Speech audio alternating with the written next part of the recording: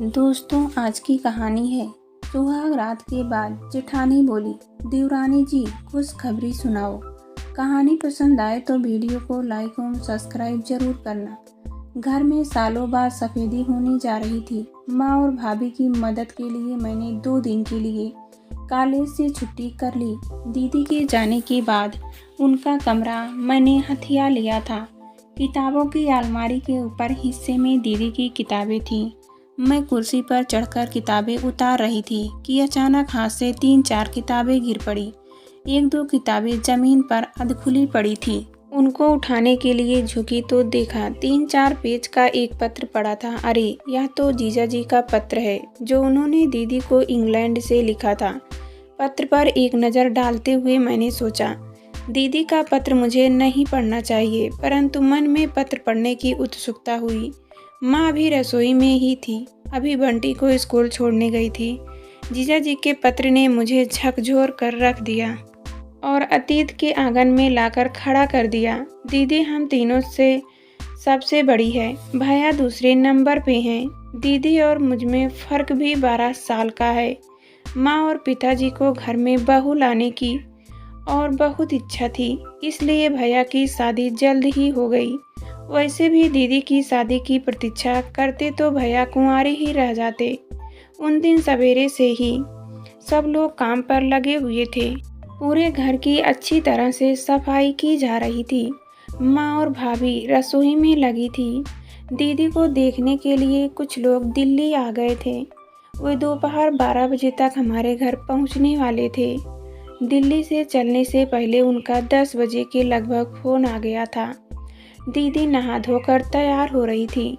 इस बार दीदी को देखने आने वाले लोग जरा दूसरी की किस्म के थे। लड़का इंग्लैंड में नौकरी करता था, शादी कराने भारत आया हुआ था और उसे 2 हफ्ते से भी कम समय में वापस लौट जाना था। पिछले 5 वर्ष से दीदी को न जाने कितनी बार दिखाया जा चुका था। हमारे पड़ोस में ही दीदी की एक साथी प्राध्यापिका रहा करती थी।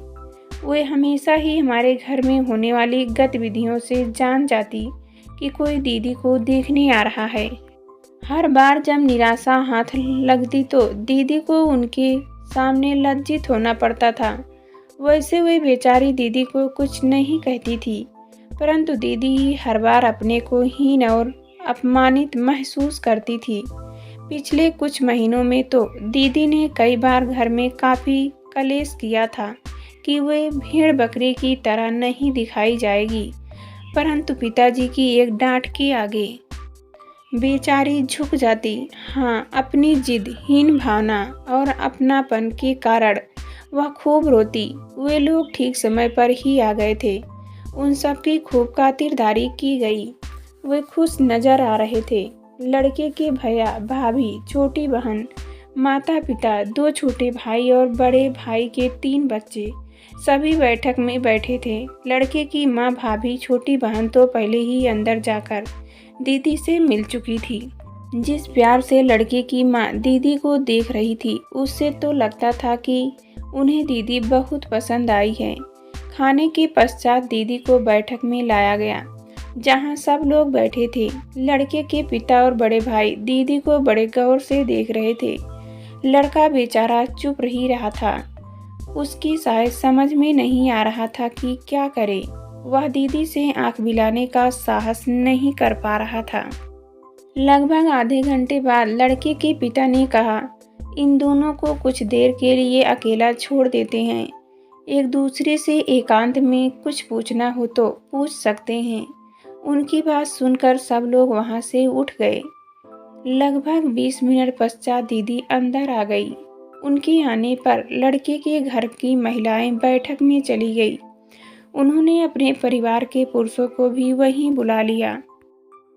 वे आपस में सलाह मशवरा कर रहे थे। लगभग आधे घंटे पश्चात लड़के के पिता ने मेरे पिताजी को बुलाया और उनके बैठक में पहुंचते ही कहा, मुबारक हो, हमें आपकी बेटी बहुत पसंद है। लेकिन पिताजी ने माँ और भैया को वहीं बुला लिया। कुछ ही क्षणों में वहाँ का माहौल ही बदल गया। कुछ देर पहले का तनावपूर्ण वातावरण अब आत्मीयता में परिवर्तित हो चुका था।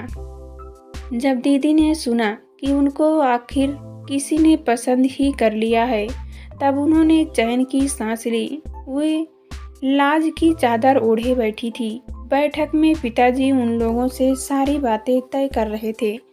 माँ और भाभी महिलाओं से बातें कर रही थी। थोड़ी देर बाद अंदर आकर लड़के की माँ ने अपने गले से सोने की चैन उतारकर दीदी को पहना दी। पहले तो उन सब का 4-5 बजे तक दिल्ली लौट जाने का कार्यक्रम था, परंतु अब रात का खाना खाए बिना कैसे जा सकते थे। माँ और भाभी खाने की तैयारी में लग गई। मुझे भी मन मारकर रसोई में उन दोनों की मदद करने जाना पड़ा। खाने के तुरंत पश्चात ही वे लोग जाने की तैयारी करने लगे। दीदी अपने कमरे से नहीं आई। मैं जिद करके होने वाले जीजाजी को दीदी के कमरे में ले गई और उन दोनों को अकेले छोड़ दिया, परंतु वे कुछ देर बाद ही बाहर आ गए। उन्होंने दीदी से क्या कहा यह तो दीदी ने मुझे बाद में कुरेदने पर भी नहीं बताया था।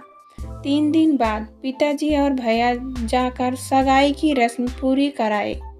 उन लोगों ने दीदी के लिए साड़ियाँ और सोने का एक सेट भेजा। घर में कुछ नज़दीकी रिश्तेदार आ गए थे। समय कम था, फिर भी परिवार के सब लोगों की दिन रात की मेहनत से सारी तैयारियां चल रही थी।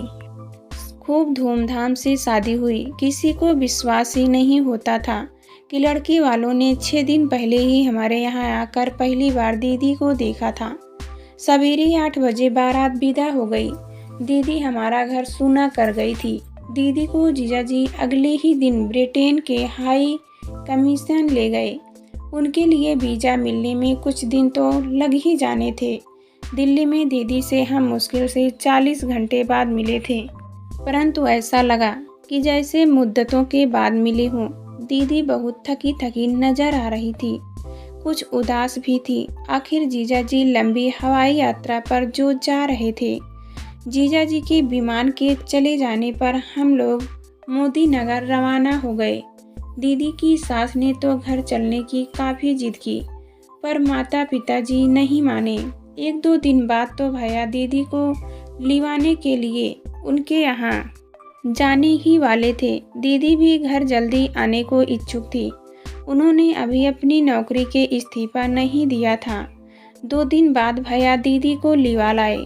घर में जैसे बाहर आ गई। दीदी का कॉलेज जाने का वह आखिरी दिन था। उन्होंने सवेरे ही अपना इस्तीफा लिख लिया था। वह रिक्शा वाले की प्रतीक्षा कर रही थी। तभी दरवाजे की घंटी बजी। दीदी ने जल्दी से दरवाज़ा खोला।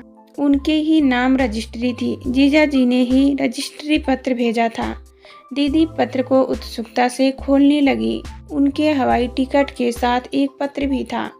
दीदी ने हवाई टिकट पर एक नज़र डाली। अरे, अगले इतवार की ही हवाई उड़ान है।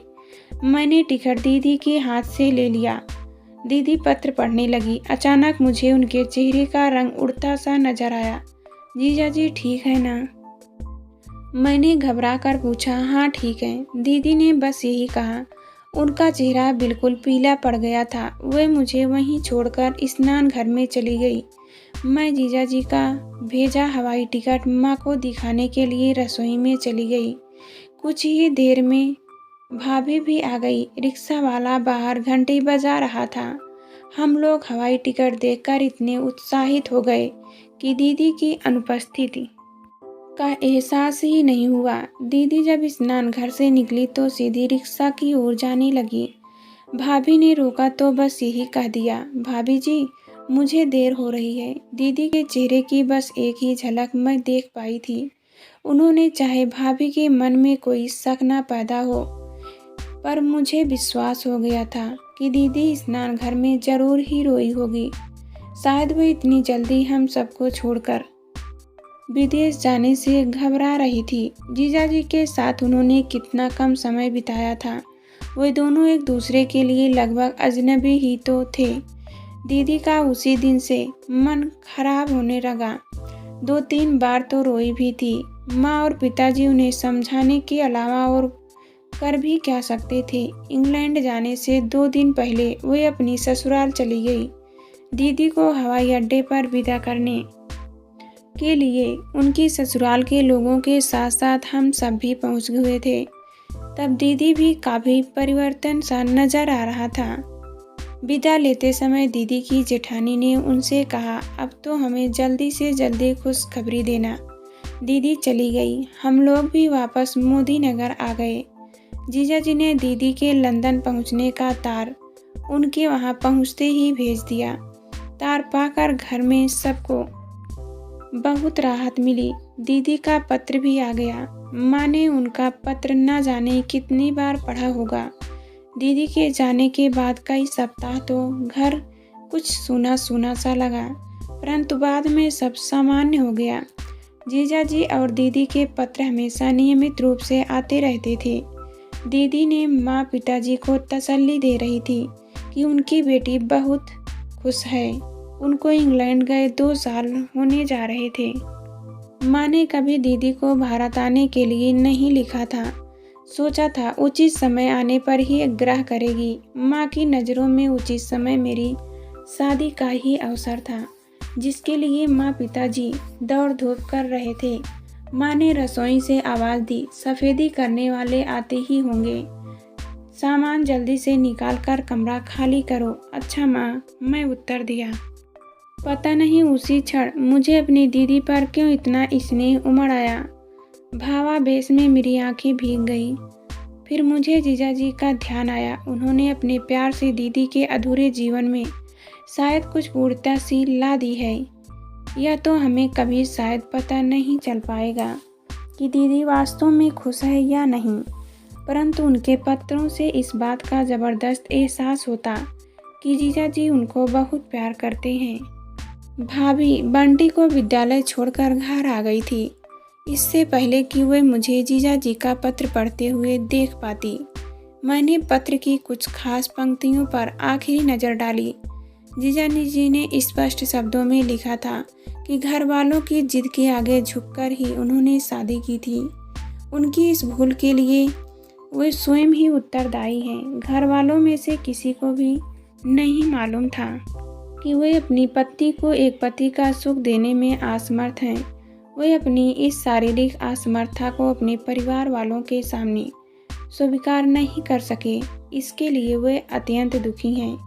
जीजाजी के पत्र के छोटे छोटे टुकड़े करके मैं उसे घर के बाहर कूड़ेदान में फेंक आई थी।